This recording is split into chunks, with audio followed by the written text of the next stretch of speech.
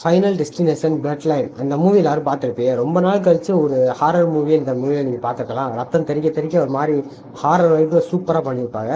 But அந்த movie நான் எதிர்பார்த்த அளவுக்கு இல்லைனாலும் ஓரளவுக்கு சூப்பராக இருந்துச்சு. நான் எதிர்பார்த்தது இதுக்கு முன்னாடி வந்த அந்த ஒரு வைப்பை கொடுக்குன்னு. பட் அந்த அளவுக்கு ஒரு ஹாரர் எலமெண்ட்டை காட்டலாட்டியும் முடிஞ்ச அளவுக்கு ஹாரர் எலமெண்ட்டை சூப்பராக காட்டியிருப்பாங்க. அந்த விஷயத்தில் இந்த படத்தை ரொம்ப ரொம்ப பாராட்டி ஆகலாம். இப்போதைக்கு இந்த படத்தோட சக்ஸஸை தொடர்ந்து ஒரு புது மூவிக்கான ஒர்க்கு ஆரம்பிச்சிட்டாகலாம். ஏன்னா இப்போதைக்கு ஃபைனல் டெஸ்டினேஷன் அடுத்த மூவிக்கான ஒர்க்கு ஸ்டார்ட் ஆகிடுச்சு. கூடிய சீக்கிரம் இதை பற்றிய அஃபிஷியல் நியூஸ் வெளியாகும் அப்படிங்கிற மாதிரி தான் சொல்லியிருக்காங்க. என்னை பொறுத்த வரைக்கும் இந்த மாதிரி மூவி ஒன்று ரெண்டு வரது ரொம்ப நல்ல விஷயம் தான். பட் இது சின்ன பசங்களுக்கான மூவி கிடையாது, ஒரு அடல்ட் மூவி தான். ஸோ 18 வயசுக்கு மேலே உள்ளவங்க தான் அந்த மூவியை செக் பண்ண முடியுங்கிறது ஒரு மைனஸ் பாயிண்டாக இருந்தாலும் நிறையா ஃபேன்ஸ் இப்போதைக்கு இந்த மாதிரி மூவிஸ் தான் அதிகமாக விரும்புகிறாங்க. காரணம் நிறையா மூவிஸில் வெறும் லவ்வையும் வெறும் ஆக்ஷனையும் வச்சே ஓட்டிகிட்டு இருக்காங்க. ஸோ இந்த மாதிரி மூவிஸ் ஒன்று ரெண்டு வந்தால் தான் படங்களில் ஒரு வெரைட்டி இருக்கும். ஸோ என்னை பொறுத்த வரைக்கும் இந்த ஃபைனல் டெஸ்டினேஷனுங்கிற மூவியில் ஒன்றுலேருந்து இப்போ வந்த கடைசி படம் வரைக்கும் எல்லாமே சூப்பராக தான் இருக்கும். அதுலேயும் ஒன்று ரெண்டுலாம் ஓரளவுக்கு பங்கமாக பண்ணியிருப்பாங்க.